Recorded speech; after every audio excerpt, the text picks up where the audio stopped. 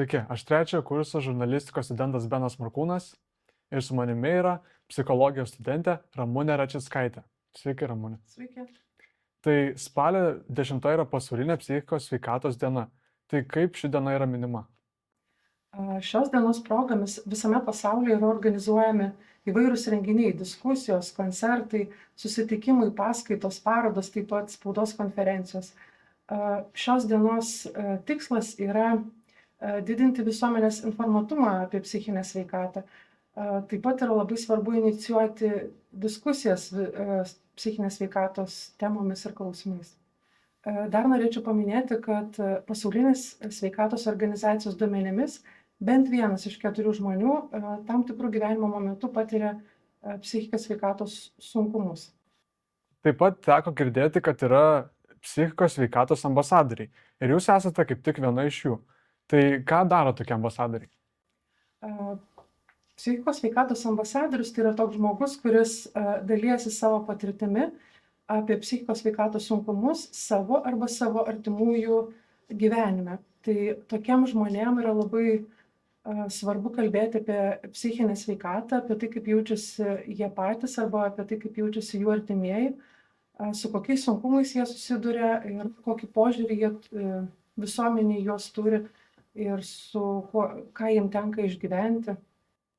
Taip, ir kokią žinutę norėtumėte pasiųsti su šia problema susidūrusiems žmonėms?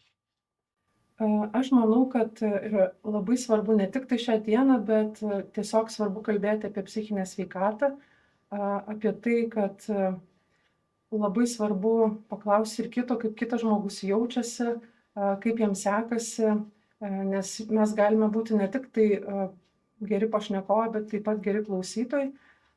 Taip pat žmonės, kurie susiduria su psichikos sveikatos sunkumais ar sutrikimais, jie nebijotų kreiptis pagalbos pas psichologus, psichoterapeutus, taip pat lankytis psichikos sveikatos centruose, taip pat jie gali lankyti įvairias terapijas, taip pat išdrįstų ir paskambinti emocinės pagalbos linijos savanoriam, nes manau, kad psichikos sveikata yra taip pat svarbi kaip ir fizinė sveikata. Tai nėra gėda kreiptis ir kalbėti apie savo psichinę sveikatą. Aš manau, kad tai yra stiprybės ženklas, o ne silpnybės, kaip daug kas galvoja. Taigi, matau ant jūsų marškinėlio parašyta žvelk giliau. Tai kągi tai reiškia? Tai yra psichikos sveikatos ambasadorių iniciatyva. Ją inicijavo Higienos institutas, psichikos sveikatos centras ir šią iniciatyvą nuo praeitų metų balandžio finansuoja Sveikatos apsaugos ministerija.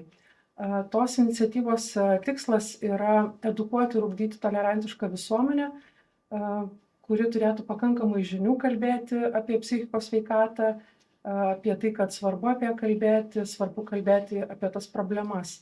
Tas projektas, vienas iš projekto tikslų yra numatyta, kad iki 2030 metų siekiama sumažinti neigiamas visuomenės nuostatas į psichikos sveikatą, tai maždaug nuo 61,7% iki 56,7%. Ir ta iniciatyva jau vyksta, kaip minėjau, nuo praeitų metų balandžio ir tai yra jau 2 metai ir duoda pakankamai gerus rezultatus, nes psichikos sveikatos ambasadoriai, kalbėdami ir megzdami socialinį kontaktą, manau, kad kaip tik mažina stigmą apie psichinę sveikatą. Supratau. Tai ačiū Jums, Ramunė, už pokalbį ir pradėkime visi žvelgti giliau.